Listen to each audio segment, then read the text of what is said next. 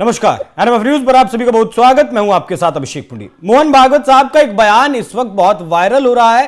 Congress party और जितने भी विपक्ष के नेता हैं सब मोहन भागवत के बयान को लेकर हमलावर हैं। मोहन भागवत ने राम मंदिर की जो प्राण प्रतिष्ठा 22 जनवरी के दिन हुई थी 2024 में, उसका एक साल तिथि के हिसाब से पूरा हुआ। उसके आयोजन पर मोहन भागवत ने कहा कि जो आक्रमणकारी लगातार भारत पर आक्रमण कर रहे थे, उसके बाद जब भगवान राम की प्राण प्रतिष्ठा हुई, असली आजादी देश को इस वक्त हुई। इस वक्त देश को असली आजादी मिली। राहुल गांधी को मोहन भागवत का यह बयान राजद्रोह के बराबर लगा और कह दिया राहुल गांधी ने कि अगर किसी और देश में मोहन भागवत होते तो अब तक मोहन भागवत गिरफ्तार हो जाते। मोहन भागवत बीजेपी पर हमला बोलते बोलते राहुल गांधी इंडियन स्टेट पर भी कह गए कि इंडियन स्टेट के खिलाफ भी उनकी लड़ाई है। तो मोहन भागवत के बयान का क्या मायना है, राहुल गांधी के बयान का क्या कुछ मायना है, दोनों पर चर्चा करने के लिए मेरे साथ मौजूद हैं नाज़िया इलाही खान, बीजेपी नेता। बहुत बहुत स्वागत है मैडम आपका।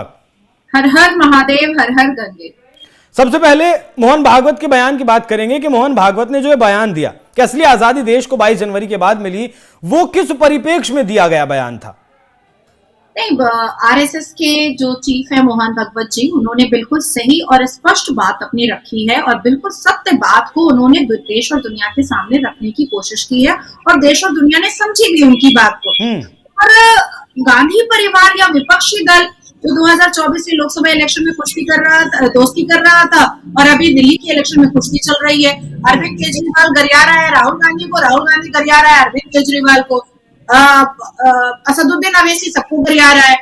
तो मोहन भागवत जी ने जो बात कही है उस बात को मैं बिल्कुल अग्री करते हुए ये बात आपके व्यूअर्स को और सबको बताना चाहती हूँ कि असली आजादी वाकई में 2014 में मिली है हम लोगों को। क्योंकि पहले फ्रीडम ऑफ स्पीच तो हमारे पास राष्ट्रवाद लोगों के पास था ही नहीं, फ्रीडम ऑफ एक्सप्रेशन राष्ट्रवाद लोगों के पास था ही नहीं, फ्रीडम ऑफ स्पीच राष्ट्रवाद लोगों के पास था ही नहीं। हम अपने फंडामेंटल राइट्स, हम अपने मानव अधिकार पर कभी भी डंका पीट ही नहीं सकते थे। हम अपनी बात को, अपनी सोच को, अपने प्रस्तावों को, अपनी सभ्यता को, अपनी संस्कृति को, अपने संस्कार को, अपने सिविलाइजेशन को, अपने संविधान को हम सामने रख ही नहीं पाते थे। हमें जेल का, हमें एफआईआर का, हमें लिबरल होने के लिए जो शिक्षा दी जाती थी, हमको उसी के हिसाब से चलना पड़ता था। चाहे हम इस मातृभूमि से कितनी भी मोहब्बत कर ले, चाहे हम सनातन धर्म से बेइंतहा हम मोहब्बत करें, लेकिन हमें लिबरल होकर के दिखाना ही पड़ता था। और 2014 से जिस हिसाब से राष्ट्रवाद लोग अपनी बातों को प्रखर होकर के रख पा रहे हैं, तो ऐसा एहसास होता है कि आजादी 1947 में नहीं मिली थी, आजादी 2014 के बाद ही मिली। और वाकई सनातन धर्म की खूबसूरती अगर पता भी चली और सनातन धर्म की खूबसूरती को दोबारा अगर किया गया है तो वो 22 जनवरी 2024 भगवान राम की प्राण प्रतिष्ठा के वक्त ही हुआ। अब ये जो राहुल गांधी ने कहा है कि आरएसएस और बीजेपी के साथ तो उनकी लड़ाई है ही, लेकिन इंडियन स्टेट के खिलाफ भी उनकी लड़ाई है।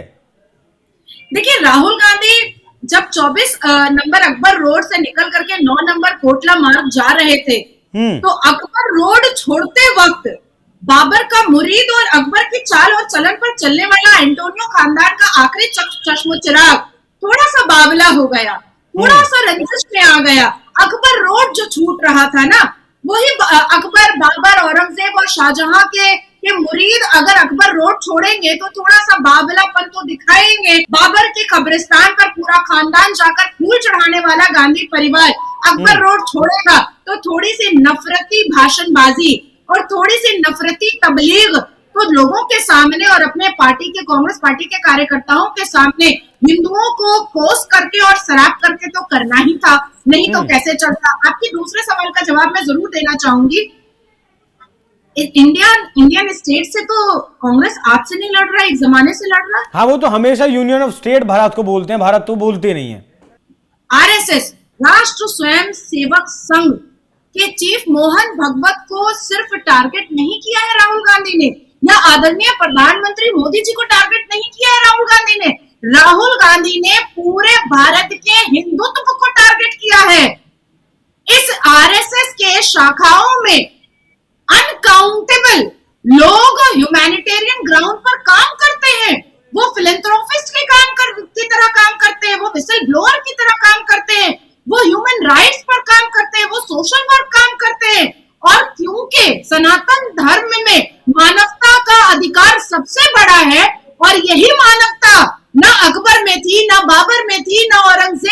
थी, ना शाहजहां में थी और ना ही जिन्ना में थी, तो फिर राहुल में कैसे आ सकती है?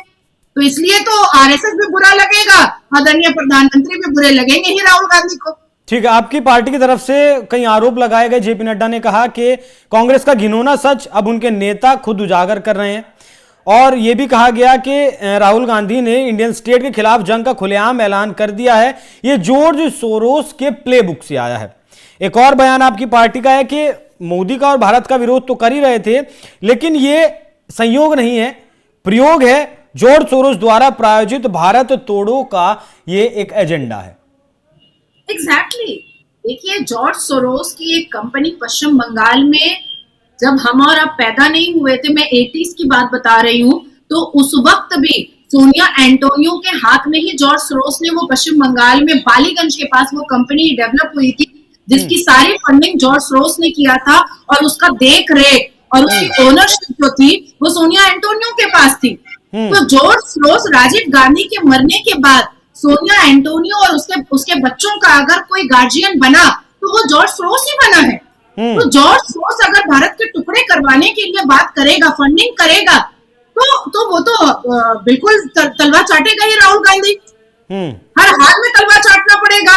और क्योंकि बाबर के मुरीद, अकबर के मुरीद हैं ये लोग भाई, तो ये लोग भारत की सभ्यता या संविधान का मान सम्मान करके जॉर्ज सोरोस की बातों को काट कैसे सकते हैं? कभी नहीं काट सकते। आप किसी भी मुसलमान से पूछिए कि देश पहले, संविधान पहले या इस्लाम पहले, वो सीधा बोलेगा इस्लाम पहले, सीधा बोलेगा इस्लाम पहले। ये सिर्फ हिंदुत्व पर ही टारगेट है, या फिर ये इस चीज का जो जिक्र किया है राहुल गांधी ने यूनियन स्टेट का, असल में क्या भारत तोड़ने का अभियान है? एक और बंटवारा भारत का करना है?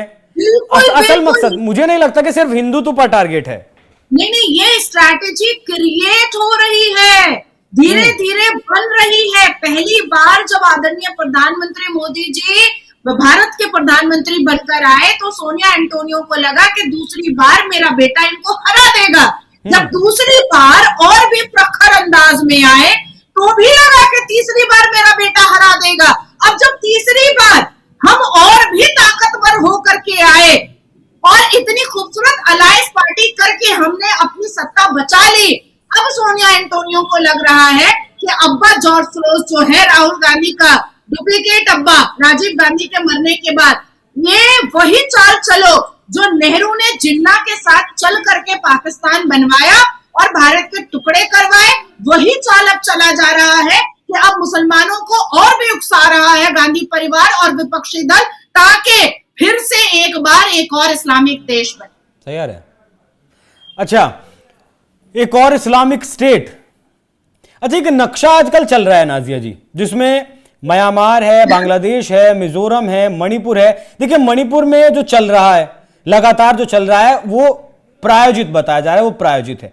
उसके ऊपर से सितंबर महीने में मिजोरम के जो मुख्यमंत्री है लालथोआमा, वो अमेरिका जाते हैं, वहां बैठकर बयान देते हैं कि हमारी जो कम्युनिटी है वो 3 देशों में बटी है, बांग्लादेश में है, म्यांमार में है, भारत में है, ये सीमाएं कब तक रहेंगी, उनका बयान भी आता है। उसके बाद अब एक नक्शा, कुछ डॉक्यूमेंट्स निकलकर सामने आते हैं। ये जो नक्शा है, फिलहाल आप तस्वीर पर देख रही हैं, इसके बारे में ऐसा कहा जा रहा है कि सीआईए और डीप स्टेट ने मिलकर ये बनाया है।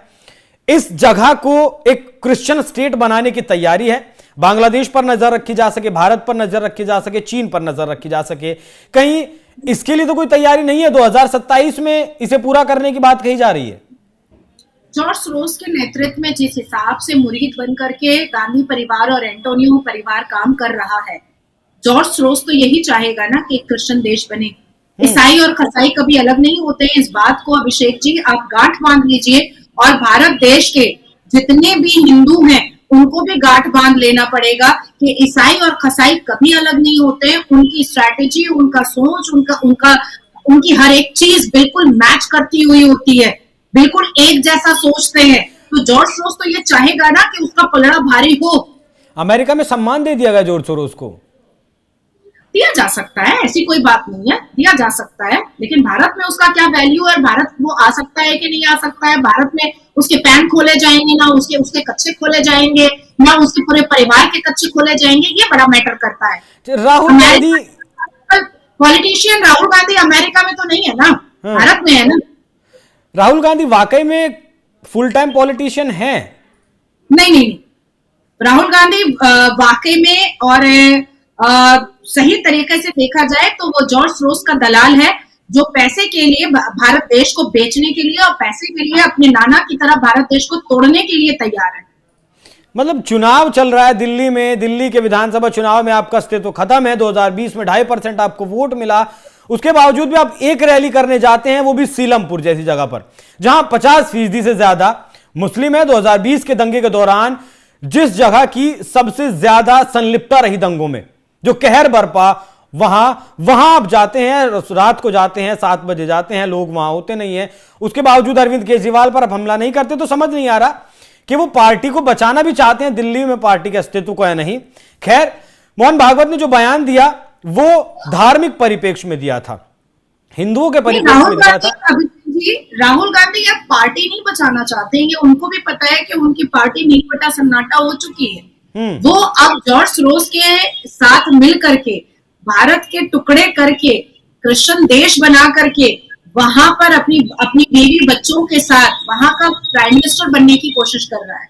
इतनी अभी नया ऑफिस बनाया मैडम, लंबा चौड़ा भव्य इमारत बनाई है, आप कह रही हैं कि अस्तित्व खतरे में। खैर, हाँ, मोहन भागवत साहब का जो जी, क्यों, ताजमहल भी बहुत बड़ा है, अस्तित्व है ताजमहल का जी।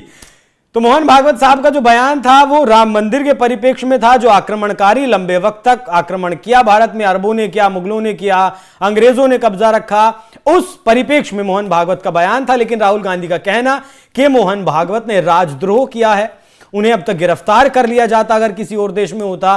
तो राहुल गांधी भी विदेशों में बैठकर बहुत सारे ऐसे बयान देते हैं जिनके लिए राहुल गांधी के ऊपर भी कार्रवाई हो सकती है। तो राहुल गांधी फिलहाल दिल्ली के चुनाव में समझ नहीं आ रहा है क्या कुछ करने वाले हैं, क्या नहीं करने वाले हैं। बाकी दोनों के इस बयान पर आपकी क्या राय है, कमेंट कर में जरूर बताइएगा। नाज़िर जी, आपका भी बहुत बहुत धन्यवाद चर्चा में जुड़ने के लिए। हर हर महादेव।